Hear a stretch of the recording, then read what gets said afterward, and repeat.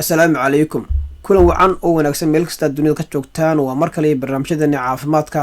Mawduuceenan ayaan si toos waxaan uga hadli doonaa xaaladda loo yaqaano bedwetting ama waxa af Soomaali ahaan loogu yeero carruurta marka ayagu habeenkii isku kaaja.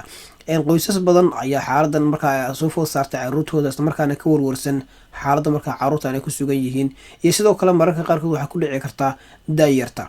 Xaaladdan ayaa inta badan waxaa la sheegaa inay ka mid tahay xaaladaha la soo gudboonada malaayiin carruur oo markaa dunida dacaladeeda ku kala nool. Marka laga hadlayo xaaladdan waxaa loo qaybiyaa laba qaybood, primary iyo secondary. Primary ama xaaladaas inta badan waxaa lagu tilmaamaa inay tahay xaalad markaa aanay gaadhin kaadidu markaa samaysankeeda loogu talagalay ama heerkii markaa ay kasoo bixi lahaa isla markaana ay si degdega markaa ay ilmaha uga soo baxdo.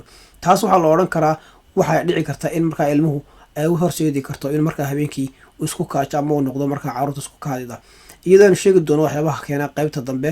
Waxaa kaloo ka mid ah xaaladda kale loo yaqaano secondary-ga oo inta badan ay ugu wacan yihiin cudurrada markaa macaanka ama sonkorowga iyo sidoo kale caabuqyada ku dhaca habdhiska kaadimareenka loo yaqaano urinary tract infection. Marka intaas waxay ka mid tahay waxyaabaha hordhaca markaa loo badinayo ama markaa qaybaha u qaybsamo carruurta markaa isku kaadida, taasoo markaa u baahan in markaa in si dhow loola socdo xaaladooda.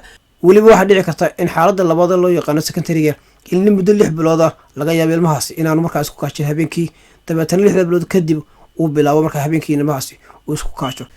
Waxaa jira qodobo halis ah kuwaasoo u keenaya ilmaha yar inuu markaa uu noqdo carruurta markaa habeenkii isku kaadida. Haddii qoyskiisu markaa ay leeyihiin hidahaan oo kale, xaaladdan waxaa dhici karta in ilmaha yarna ay ku dhici karto inuu markaa habeenkii uu noqdo carruurta isku kaadida.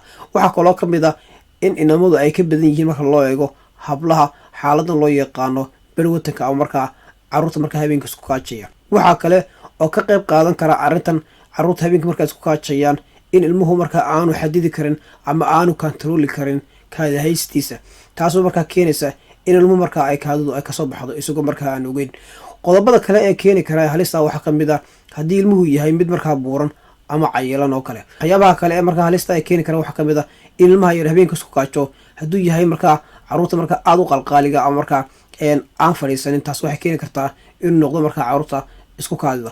Waxaa kaloo ka mid ah carruurta leh cudurka loo yaqaano autismka. waxyaabaha kale keeni kara waxaa ka mid ah in ilmaha yar markaa la cabsi geliyo, in ilmuhu markaa uu dareemo werwer ama qushuuc dareemo, iyo sidoo kale in loola dhaqmo markaa si ka baxsan sidii markaa loola dhaqmi lahaa ilmo yar oo la cadaadiyo. waxyaabahaasoo isbiirsaday ayaa keeni kara in ilmaha yar markaa uu habeenkii isku kaajo, waana qodobada ugu saameynta badan marka laga hadlayo ee halista ay u keeni karaa ilmaha yar inuu isku kaajo. Haddaba waxaan sheegi doonaa waxyaabaha la gudboon waalidiinta marka laga hadlayo si xaaladdan loo yaqaano bedwetting ama markaa carruurta isku kaajo habeenkii markaa loogu hortegi lahaa ama markaa loo daweyn lahaa. Qodobada soo socda waa kuwo markaa si gaara waalidka lagula talinayo inay ilmahooda markaa ay baraan. waxyaabaha waxaa ka mid ah in ilmaha yar ay siiyaan biyo ku filan inta maalintii lagu jiro.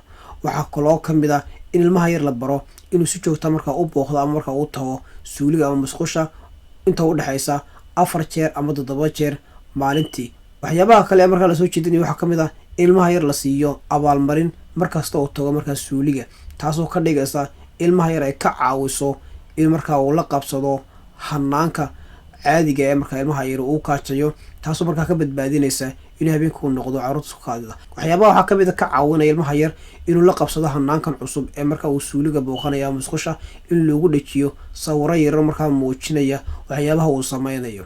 waxaa kaloo ka mid ah in ilmaha yar marka uu seexanayo habeenkii qaybta sare ee markaa furaashka ama meesha ku seexanayo laga sarraysiiyo waxyaabaha markaa celinaya kaadida. ugu dambeyntii waxyaabaha kale lasoo jeedinaya waxaa ka mid ah in ilmaha yar loo fududeeyo habeenkii marka uu booqanayo musqusha ama suuliga si markaa aan ugu bixin guriga banaankiisa ama dabadiisa, taasoo markaa keenaysa in ilmaha yar uu ka wahsado ama uu dhibsado isla markaana uu furaashkiisii ama gogoshiisii markaa ilmaha yar uu ku kaajo. intaas markaa waxyaabaha lasoo jeedinaya waalidiinta ee tala ahaan lagu siinaya. waxyaabaha kale aan waalidka loo ogolay inuu sameeyo waxaa ka mid ah in ilmihiisa yar markaa uu ku cadaadiyo ama wax ku ciqaabo khalad uu sameeyey isla markaana uu ku canaanto markaa inuu markaa ilmaha yar uu isku kaajay, taasoo markaa xaaladda uga sii dari karta siday sheegayaan khubarada cilmi nafsiga ku takhasusay.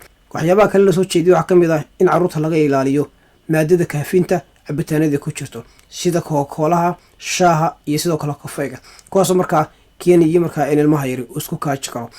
waxyaabaha kale ugu dambeyntii lasoo jeediyo waxaa ka mid ah in waalidku aanay sameyn in ilmaha yar ay si joogta u qaadaan markaa u geeyaan musqusha ama suuliga, taasoo markaa ilmaha yar aan ka caawinayn in uu si dhaqsaa ula qabsado suuliga ama musqushii, taasoo keenaysa ilmaha yari markaa uu furaashkiisi ama gogashiisii uu ku kaajo. intaas marka waxay kamid tahay waxyaabaha loo geliyay waalidka iyo waxyaabaha markaa aan loo ogolayn. ugu dambeyntii talooyin kale la soo jeedinayo waxaa kamid ah in caruurta yarar mararka qaarkood ay dhici karto 5 sano ay ku qaadato inay la qabsadaan xaaladda markaa bedwettingka, laakiin 5 sano wixii ka dambeeya 7 sano wixii ka dambeeya waxaa dhici karta inay tahay xaalad caafimaad darro, taas markaa u baahan ilmaha yar in la geeyo goob caafimaad si markaa xaaladiisa loo darso. guud ahaan intaasaan kusoo gabagabeynaya mawduuceena ku saabsanaa xaaladda loo yaqaano bedwettingka ama caruurta markaa habeenkiis ku kaadida. tan iyo kula dambe haddii rabeydno oo ku mahadsantiin dhegeysigiine, sidaas iyo nabadgelyo.